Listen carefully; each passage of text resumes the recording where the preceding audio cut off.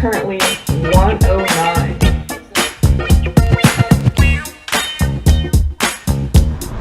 Copenhagen, Denmark.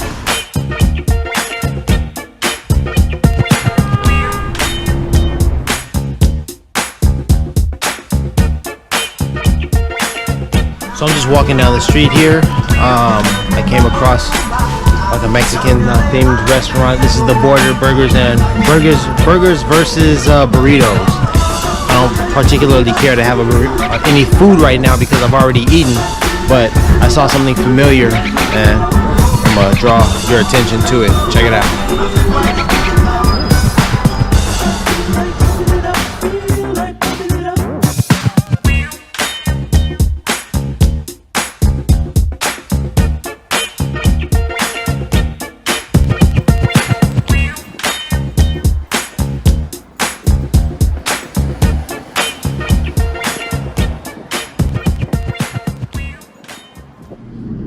He was misunderstood, man.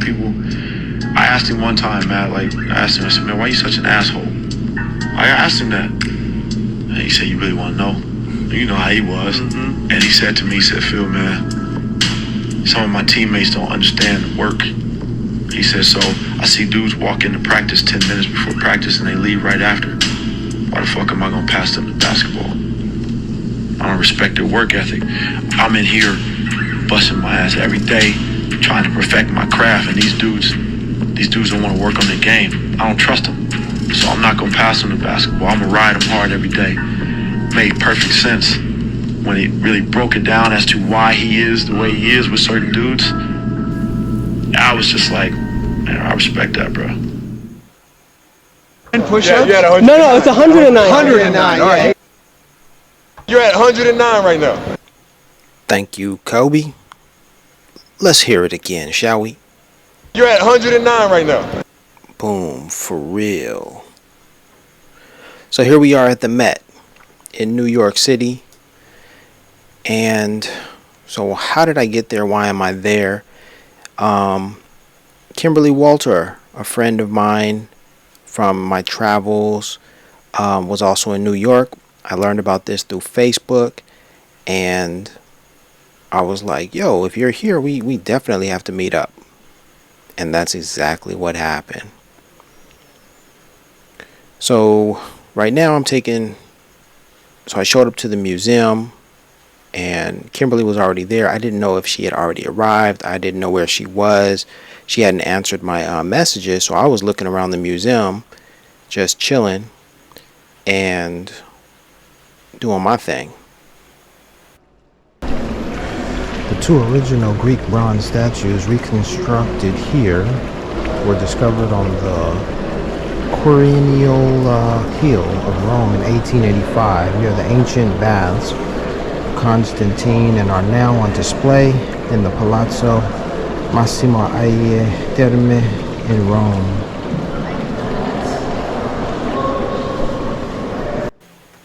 Yeah, so as I was saying, I was there at the museum just doing my thing.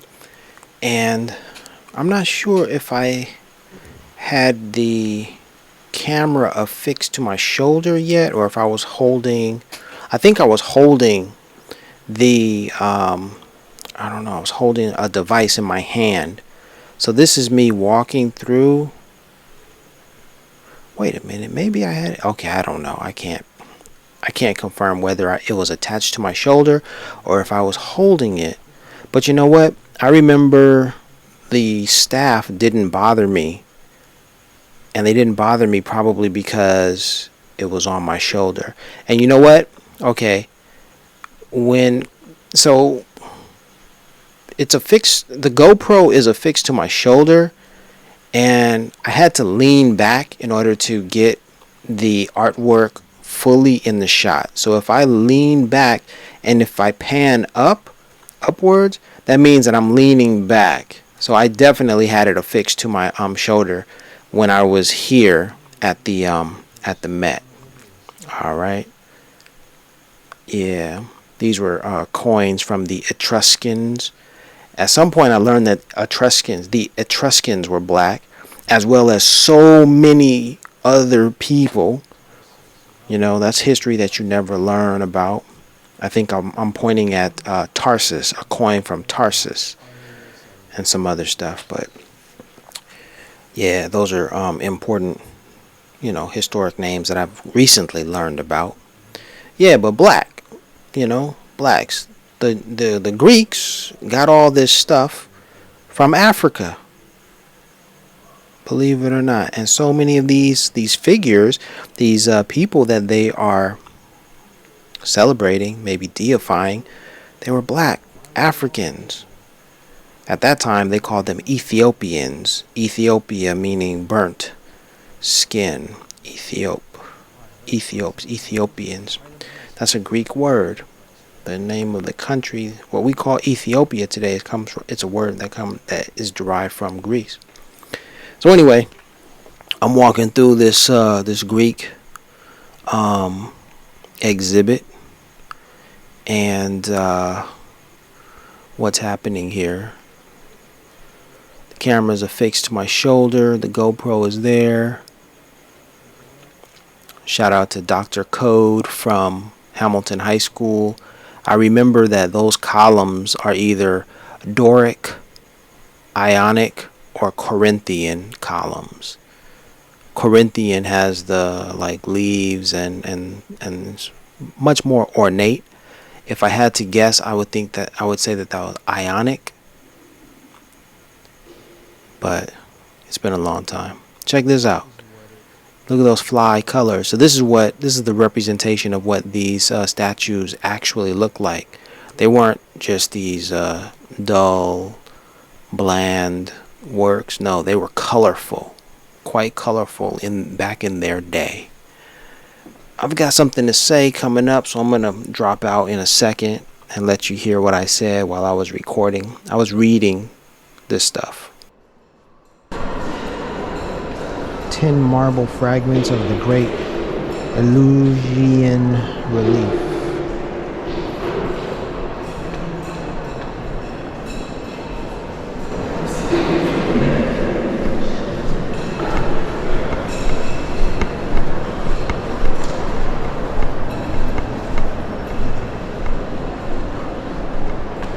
What is this? Classical sculpture in color. Greek art of the classical period moves away from the fixed formulas and towards sensory impressions that correspond to real life.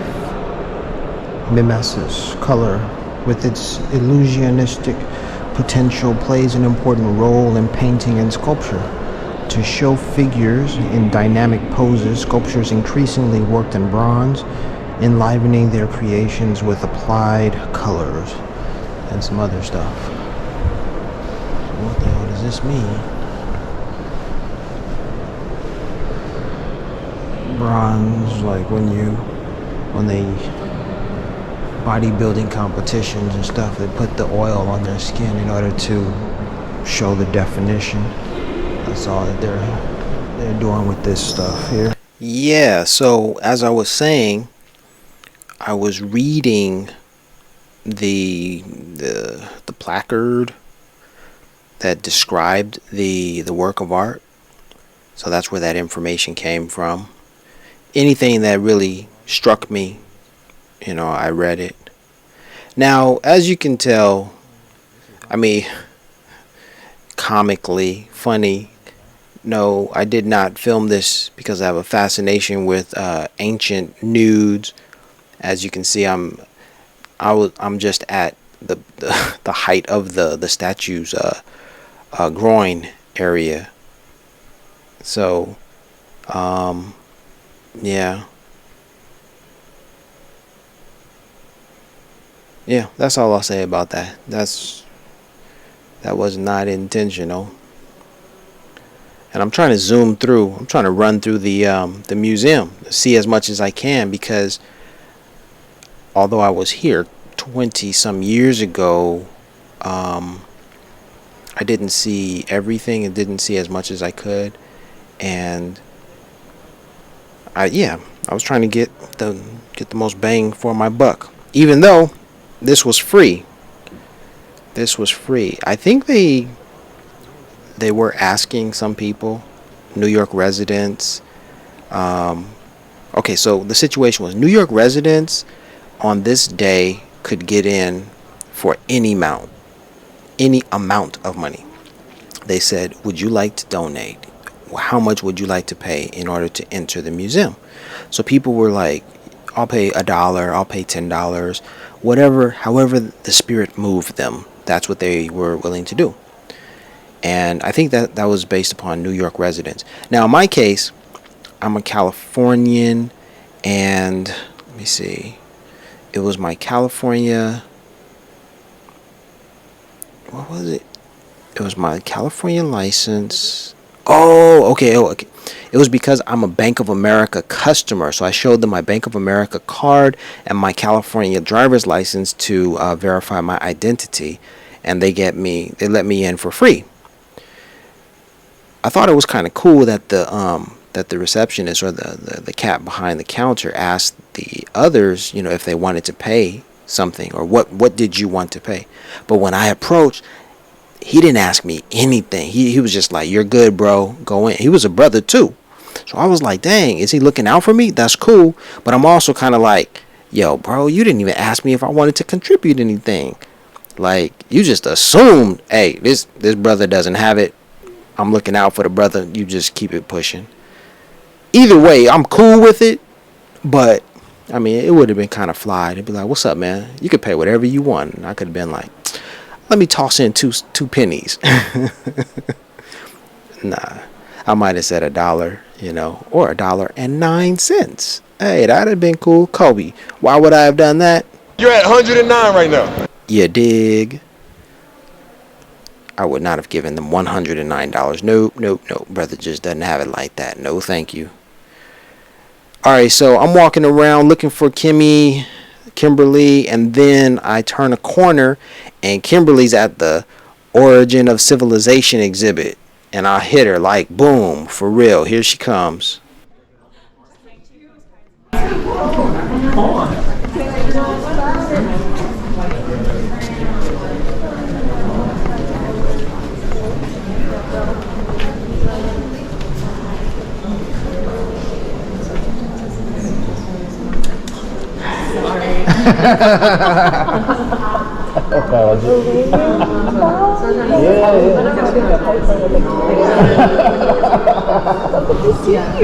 I'm filming right now. Oh, hey! It's not. Are we live streaming? No, of course not. So I want to introduce you to my friends. This is Merritt. How you doing? Nice to meet you. Larry. Hi, Aaliyah. This is Aaliyah. Nice to meet you. This is Larry. We met in Korea. Oh, so nice. Cool. Yeah. So how did he you guys was on the meet? podcast. Oh, I think I've been on the And we podcast came yet. Yeah, he's a traveler. Yeah, so we met through a mutual friend. Okay. In New York 5 years ago, and All we right. hit it off immediately. And then that same year, I moved to Colombia, and she was doing the same New program York, that I Colombia. was in Colombia. All right. And then she came to visit me in Colombia, but then I had moved to another city, and I was like, oh my god, Aaliyah, my friend's coming. Take my keys, stay in my house and wait for her to arrive. I'm coming. Todos somos so- hablamos español. Sí. Hablo español. Entonces, Un poquito. a ella también le cae muy bien. Y ahora estamos aquí, 3 amigos. Okay. Está bien. And that's how we know each other. Ding-ding. And then tell them why you're in New York. Let's see. I went to DC for one thing, and then definitely I came here for a Basquiat. Oh, yes. I've been meaning to check that out. The Pleasures. King Pleasure. King right. Pleasure. King Oh. Pleasure exhibit. So, what did I have to do in DC? I had a National Archives appointment. I wanted to do some family research there, and then He comes from royal lineage. How did I leave that out? Yeah, that's how you started out with that. He's a royal. right here. What type of royal? No. I don't even know if you tell people that. I'm sorry. No. That's it. We're on that journey. That's flattering. His auntie was a very famous track star. Oh, okay. She had a one-legged thing with long nails, wavy hair. Do you know who it was? No. Jordan? A woman track star. She had amazing outfits with like a one-legged leotard, with like fantastic nails. That's cool. Closure. I am not aware of track stars. Nice. I know so little about this, to be honest. Okay, well I know Flojo. Yeah, I'm gonna Google Flojo. Yes, Google Flojo. You'll You're find making it. the outfits alone. Yeah, she was like revolutionary. So to be Okay. Hello, I'm Kimberly Walter of the Kimmy Travels podcast. We are here at the Met. It is a very special weekend. It's the first weekend of the month, so they have extended hours till 9 p.m. I'm here with some friends. We've all kind of traveled and met up here from California, Texas, some locals as well. And we are now walking through the Egyptian exhibit. Like I said, they have these extended hours till 9 p.m. and they have a rooftop kind of, bar, drinks, cocktails, live music. Unfortunately, by the time that we got here, it was at capacity, so they're not letting anybody up, but they're advertising that as a date night, which I think is absolutely spot on. Like the Met, art, live music, a cocktail, sunset over, the city. Sounds wonderful. So maybe next time, now that we know it fills up pretty quickly, we'll come extra early. All right, if you ever have the opportunity, come to the Met. It is what's up. Kimmy Travels signing off. This is the right person for this. right on. I heard, yeah, that's what you said. So I'm like, all right. I've been wearing these shoes for days and walking. Like, Right. needs attention. Right. She with the sandals. This is nice. This looks like your cousin. What are we looking at?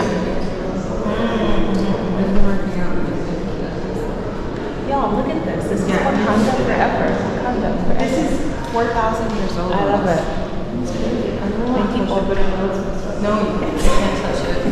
You can't do it. You can't touch this. I have the urge to. I know it. Yeah, so here we are in the Egyptian section, and I've been to Egypt. I've seen these types of artifacts, and these boats that we're about to look at. I've seen these. I saw this. I saw works just like this in Spain. Egypt, and I can absolutely recall seeing them in Spain and in museums. That is, in museums in Spain and Egypt. I probably saw them elsewhere too, but those are the two museums that come to mind immediately. Look at all those black folks, all them brown, melanated people, and they want us to believe. They want us to believe that they look, depigmented. Come on, y'all. Come on. Especially at USC, the University of Southern California should be ashamed. They have painted figures that are supposed to be Egyptian, and they are depigmented. Depigmented, y'all. Come on. Sure. Hi, I'm Kimberly Walter of Kimmy Travels. I'm here at the Met. Today is a very special day because they have extended hours, so they're open till 9, and it's packed. Do forgive the gum. I'm so sorry. Okay, free entrance. There are requirements, but more or less you can finagle yourself to not have to pay to get in. There's rooftop terrace with live music. However, they're at capacity and we cannot go. But anyway, it's a good date night. They're kind of advertising it as a date night, which is cool. I mean, go to the Met, listen to music, look at some art. Okay, here's Totally. This is what date night. This is what I'll have you do. Record yourself. Are we recording now? Yeah, it is actually recording. So I told you I had a busy lunch. all right. And then we may have stopped at the dispensary. So I'm good. Oh my goodness. We're good. Okay. Do the here, hold it. Oh, wait, I should stop chomping my gum. One moment. Ooh. I know, Larry, it's a lot. I'll turn this. Hello, my name is Leah Wilkinson, and it is early September 3rd. It's actually my mom's birthday, and I am in town because my best friend from Southern California lives in Long Beach, Michelle. Her 30th birthday was at the end of August, so we're here for 2.5 weeks working remotely. We're both software engineers, DevOps. And her partner, Trevor, he is also going to a boot camp currently to do the same thing that we do. So they can travel and be goth and no one can tell them no. And yeah. And last night we went to Goth Fest. It's Murder of Crows, which is the #1 goth party in the United States. And Trevor actually proposed to her on stage, and now they're engaged. So it's been a very fun-filled week, and we have another week left. And I'm currently wandering around the Met, hanging out with Maris and Kim and Larry, and it's been so much fun and kind of a roller coaster of emotions in lots and lots of different ways. And I love New York. Haven't been here since about 5 or 6 years before the pandemic. And it's been really nice to reacquaint myself with the city, especially in this kind of post-apocalyptic pandemonium that is sort of like, I don't know, I keep calling it the neon pop dystopian timeline. Like, things are bad, but they're not that bad. Things are weird. Like, a man who frequently wears $3,000 tracksuits is trying to destroy world peace off and on. And just a weird time historically. Although, one may argue it's always weird time historically. For instance, there was this marathon I recently learned about in Georgia, and the first place guy took a bus and was cheered on by onlookers as he did so, and so his medal was stripped. The second place guy took rat poison in order to enhance his athletic ability, and after he did that, his trainers shoveled his feet across the finish line, and that's how he won. There was another guy who cut his pants to look like shorts so that people from afar would think they were running clothes. He was also massively hungover, stole some peaches from an onlooker, took a nap under a tree, and still somehow managed to finish fourth. And then there's this other guy, the guy who put it on, evil scientist, who decided to do experimentation on the runners by posting it on a hot and dusty day and not providing water because he wanted to do research on dehydration. I think this was the shittiest of shows that has ever happened, and it's kind of hilarious in hindsight, especially since it happened, I think, in the early 1900s. So things like this make me feel a little bit better about the present time in different ways, hopefully for obvious reasons. So I don't know, it's been a real roller coaster, real wild ride the last few years, and overall it's been messy, and I've been up, down, sideways, and back and underneath and in between, but I'm really happy and grateful to be here with some amazing people and some of my best friends who I absolutely love in the whole world, and quite frankly make life worth living. Because if you're not connecting with other people, what are you even doing? So to whoever's listening to this, you are loved, I love you, and I hope you have a good day, right? Night? Time period. Leah out. Do you see this massive stone sarcophagus?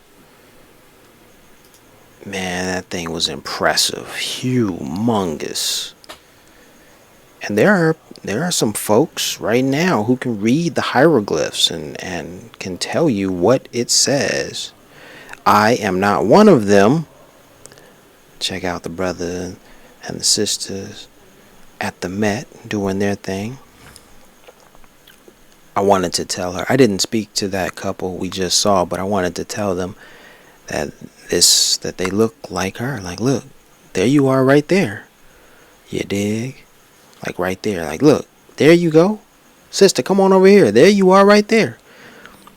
I wanted to, for that statement to be a positive and uplifting, but at the same time, those are sarcophagi for mummies, deceased individuals. So, playing with those spirits like that, in the presence of the dead, speaking to the living, like, nah, That wouldn't have been cool. So I eased up. Like, yo, think about what you're saying and what you're doing, bro. Don't play around like that. So I didn't say anything. Excuse me. I think we just passed some. Well, what do I want to say? When I was in Egypt, I saw scrolls like what were just we just passed, and those were the scrolls of the Book of the Dead. So I don't know if that was the Book of the Dead either, but whatever. Hey, that's a wig, y'all. That's a wig. Those are braids in the hair. That's a wig, okay? And it's beautiful because that is braided hair. Shout out to former First Lady Michelle Obama for rocking her braids at inaugural, some event. Braids, y'all. That, dig it. Braids are thousands of years old. Look, 4,000, 6,000 years old. Braids. And the former First Lady wore braids. I mean, that's phenomenal. Fundamentally, it is just uplifting and beautiful. It's a beautiful display of just self-love, y'all. That's what that is. Powerful. You dig? And the thing that gets me is sandals. Sandals are thousands of years old. The first shoe was a sandal. And who do you see wearing sandals, or who feels the most comfortable in our society today wearing sandals? But white folk. Because I'm gonna tell you, I had issues with sandals. I didn't buy a pair of sandals until 2012. My first pair, and that was because I had a problem with my foot. I was in Taiwan, and I needed an answer to like an immediate attack of athlete's foot. I couldn't put my shoe back on. That just exacerbated the problem immediately. So I ran to a store. I hobbled actually to the store because my right toe was just on fire, and I got some sandals. And those particular sandals I got were red, gold, and green. They were Rastafied. I had a whole lot of issues going on with the color because I didn't want people to think I was a Rasta. Nowadays, you could think what you want. I love it. I love the Rasta movement. Rasta stuff, alright. Bless up. But back then, 2012, I was conflicted. Like, ooh, I don't want to wear those colors and be associated with Rastas. That's where I was at that time mentally. But, yeah. So white people, I see white people wearing sandals all the time, y'all. They're just comfortable with it. You dig? These days, I will proudly, I will gladly, I will happily wear some sandals and take excellent care of my feet. Self-love, y'all. Step up to that level. Some cats will wear socks with sandals and go to the beach. Like, what? LL Cool J filmed a video where he was on the beach wearing socks. It was some masculinity sort of thingamajig. Like, bruh. It is what it is. I'm not the only one with issues who formerly had issues with sandals. These days, I'll gladly slip on some sandals. No socks. I'm good. We can roll. Although I don't want to be caught in a situation where I need to run and I'm in sandals. That's just a lack of preparedness. Yep.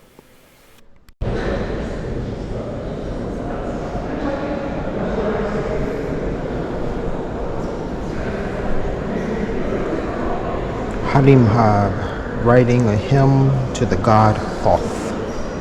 Dynasty 18, reign of Tutankhamun.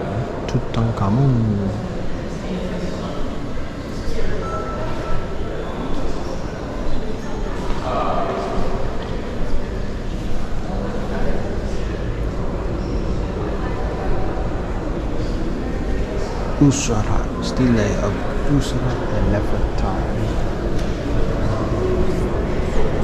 And how amazing is this?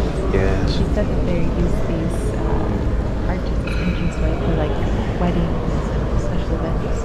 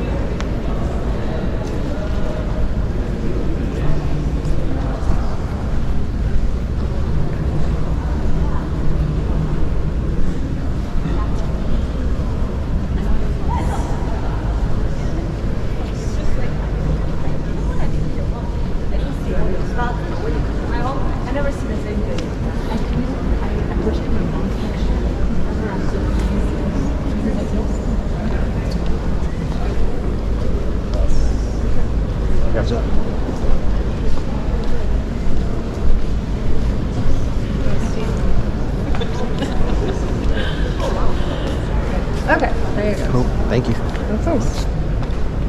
Hopefully it's usable. I'm gonna use it no matter what. So. Yeah, there you go. There you go. Sounds good. Thank you. I was just saying thank you. Oh, of course, yeah. I was trying to read it.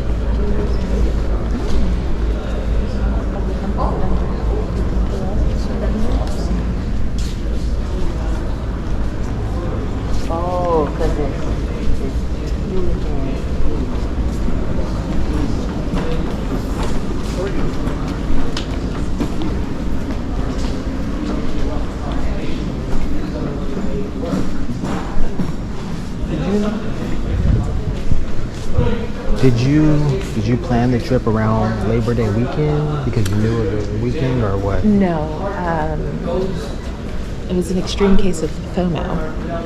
Oh. We were supposed to visit this one in California in August, but we couldn't get our shit together, so we're like, let's do it in September. And then she's here with friends of hers, and there was a goth festival, so you're gonna find some gothy people there with us this weekend. So she's like, I'm in New York. I'm like, what? You cannot be in New York without me. Yeah. I'm coming. And then that's how that happened. Cool. And it happened to be like pretty weekend. I felt so well. I was like, I'm showing out, tell ya. I was so excited. Yeah. I was like worried we weren't going to get to hang out enough. Because I was like, I don't know what's going to be going on. It's difficult with like different people's schedules. What are you doing? What are you doing? Well, because Mandy also kind of did the same thing. Uh-huh. So I went to Puerto Rico and Africa this year, and on the first trip was for Maris's 40th. And when I came back, I met this woman named Mandy, and then she was like, I live in Anaheim. So we started hanging out all the time. And then she has a really good friend named Kim, that's other Kim, in Brooklyn. So I was like, I'm going to go to New York. And she was like, I'm going to call Kim and see if I can go to New York. And so like, she just went with other Kim. And you never saw I her. haven't seen it, yeah. But worst case scenario, I'll just hang out with other Kim like next week. Yeah. And then I'll just see Mandy. When you go back all home. the time. Yeah. Oh, it's funny. It's so funny. It's Yeah. like, wait, where are you? Because I'm here. Are you here? Right. And I really wish you guys to. We're totally coming. Yeah. I think we should go to the pool. It's really fun.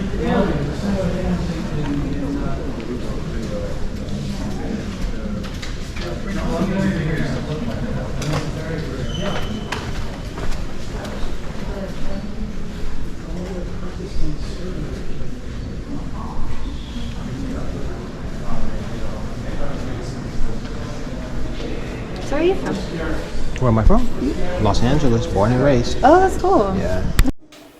Yeah, folks. So, Kimberly Walter is a friend, and I'll say good vibes only, right? I think it's really serendipitous. I think it was really synchronistic. I think it was really, is it synchronistic or synchronous? The fact that we were in New York at the same time was just perfect, you know. I've had a moment like that when I was in Ethiopia, and I was headed to an airplane. I was boarding a plane, and I saw a couple that I had met in South Korea in Ethiopia, and we were going to board the same plane, and we're like, yo, you look familiar. I remember you. Yeah, we remember you too. South Korea. Yeah. And we reconnected in Ethiopia. And, you know, personally, my trip to Ethiopia just improved after I ran into them. It improved tremendously. What I'm saying is, you know, to be alone and to be a solo traveler can suck. Okay? The African proverb states, if you want to go fast, go alone. If you want to go far, go together. Right? And sometimes you can't help but to travel alone. Right? And, Kimberly even summed it up like, yeah, when you're working with large groups of people trying to organize trips, it's difficult, and people are not ready to move, right? So you can't go when you want to go. That's the going fast part. And then you just have to do it alone. Like, I can't manage all your lives. I'm doing it alone. You dig?